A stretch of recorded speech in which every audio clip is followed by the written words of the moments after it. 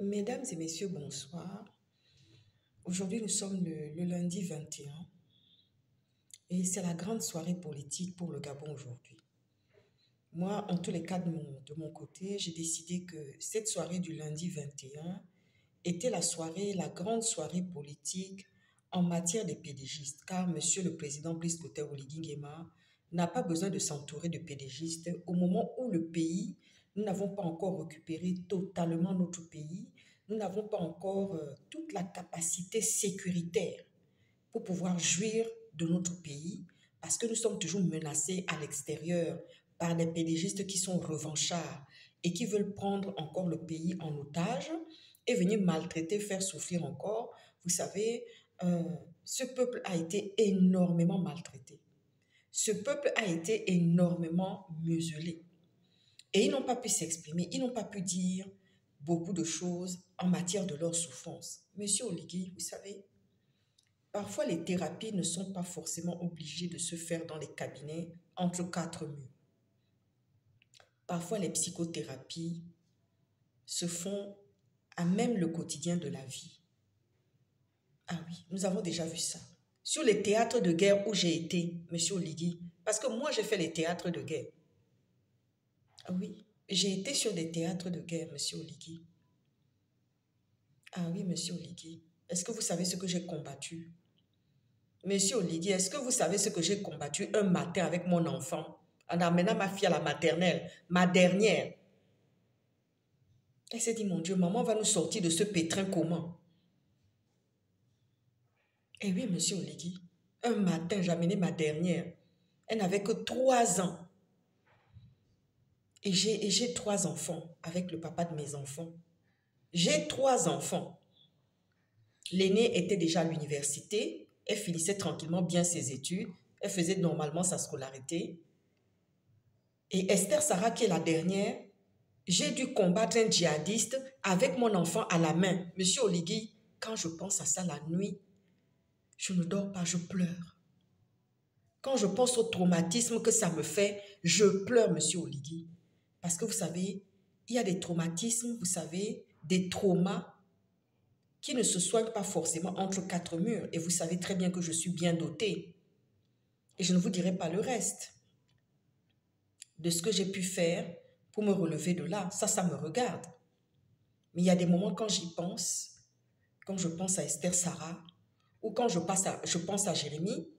Et ce jour-là, Jérémie était parti déjà à l'école avec son papa, puisqu'on avait 2 enfants à bas âge mineur, leur grande sœur étant déjà à l'université. Il a fallu que j'amène Esther Sarah à l'école et que le papa amène aussi Jérémie aussi à l'école. J'ai dû me frotter à un djihadiste. Le matin comme ça, on m'a rien demandé. Je n'ai rien demandé à la vie, ni au danger, ni à quelque chose. Heureusement que je prie le Seigneur matin, midi et soir. Heureusement que c'est pour ça qu'il est toujours bon, avant de sortir le matin de sa maison, de remettre sa vie entre les saintes mains de l'Éternel. Parce qu'on ne sait jamais ce qui peut nous trouver au dehors. Et je remercie tous les jours ma famille qui a prié, mes parents qui ont prié, toute ma famille qui a prié pour qu'il ne m'arrive rien ici. Eh Dieu, Seigneur Jésus, Loba, comme on dit en droit, la Loba, ça veut dire que Dieu. Loba est... Monsieur Oligui, je ne suis pas là pour donner des informations. Parce que quelqu'un qui est derrière son écran, qui est en train de me regarder maintenant, va dire, mais pourquoi elle est en train de donner autant d'informations? Oui, monsieur Oligui, croyez-moi que j'en ai combattu. Ce matin-là, je n'avais rien demandé en 2015. Mais je suis sortie avec mon enfant pour amener mon enfant. Nous étions pris en otage en France par les djihadistes. Et figurez-vous que j'en ai rencontré un ce matin-là. Eh oui, et il fallait que je sauve la vie de quelqu'un qui a failli passer sous le couteau. Et avec ma fille de 3 ans dans les mains, je l'ai mise dans le dos derrière. Et si me voilà rentré dans le combat. Monsieur Oligui, comment c'est possible que les pédégistes puissent encore revenir dans le jeu politique? On vous demande parce qu'on ne lâchera rien. Nous ne voulons pas de pédégistes à côté de vous. Monsieur Oligui, c'est la soirée politique aujourd'hui. J'ai décidé qu'aujourd'hui, je fais 3 vidéos. Parce qu'il y a certains qui vont décrypter tout ça. Je sais qu'il y a des gens qui sont là pour décrypter tout ça. Je ne suis pas journaliste. Je connais mes corps de métier.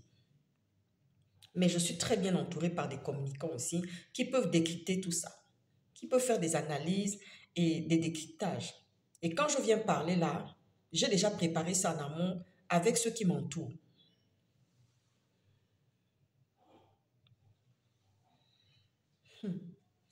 Donc franchement, Monsieur Oligui, Monsieur Oligui, nous ne pouvons pas accepter réellement. Je viens de recevoir un message qui me dépasse même. Les Américains sont chauds. Merci beaucoup. Thank you so much. Thank you very much. Monsieur Oligui, Monsieur Oligui, franchement, nous ne voulons pas que les pédégistes soient à côté de vous. Choisissez votre camp. Soit vous allez marcher dans le parti du CRTI, vous allez créer un parti du CRTI, mais soit, Monsieur Oligui, on va faire la guerre. Je vous le dis. Je suis croyante. Et quand je parle de guerre, c'est la guerre pour que les PDG soient définitivement KO, Monsieur Oligui. Parce que moi, quand j'ai combattu ici, en 2015 encore, je suis sortie pour défendre la France, pour défendre les intérêts de la France. Jusqu'à je suis sortie avec mon enfant pour l'amener à l'école le matin. On n'en pouvait plus. Et ma fille me demandait, mon aîné me demandait, j'étais obligée de demander à ma fille, couvre-toi. Et on était dans un été. On a connu deux espèces de mouvements difficiles en 2015. Il y avait le changement climatique qui était déjà là, l'extrême chaleur. Et nous avons connu les djihadistes qui sont venus, qui voulaient venir prendre la France en otage. Monsieur Oligui, j'étais avec mon enfant de 3 ans dans les mains. Ce témoignage-là, il n'y en a pas beaucoup qui le connaissent. En dehors de mon compagnon, mon ex-compagnon, pardon, mon ex-compagnon, le papa de mes enfants, qui est avocat et juriste en même temps, qui connaît cette histoire. Il est abasourdi. C'est-à-dire que quand il pense à ses enfants, parce que c'est tout son trésor, comme lui-même il dit. Et c'est la vérité, parce que je le vois très bien faire. Je le vois très bien faire. Je le vois très bien faire tout cela. Monsieur Oligui, vous pensez qu'on va vous laisser les PDGistes, on va laisser les PDGistes venir encore au berceau? Au berceau, Monsieur Oligui. Mais vous savez, je veux vous raconter un peu l'histoire. Les combattants de la colonisation. Je suis partie à la bibliothèque de Bordeaux. Je vous donne maintenant les informations. Je suis allée à la bibliothèque de Bordeaux. Est-ce que vous savez que les documents ne sont pas déclassés? Quand la dame m'a vu venir prendre les renseignements, elle m'a demandé immédiatement, je lui ai aligné comme ça tous mes 3 passeports. Je lui ai même aligné le diplomatique aussi. Elle a choisi seulement le Gabonais. Et je lui ai dit, mais madame, comment vous savez que je suis de cette nationalité-là? Je peux être d'ailleurs. Elle n'a pas répondu. Elle a fait un signe à l'autre. Elle me dit, oui, je suppose que madame, si vous venez me demander des documents sur les combattants de la colonisation, c'est que vous êtes Gabonais. Je dis, ah bon, comment possible? Je peux être quelqu'un de l'extérieur, quelqu'un qui vient comme ça pour avoir des informations, pour pouvoir préparer. Et justement, je venais demander ces informations-là parce que j'étais en train de préparer le concours d'éloquence est attribué de Danton. Et d'ailleurs, même, je vais changer le nom. Je ne vais plus mettre Danton.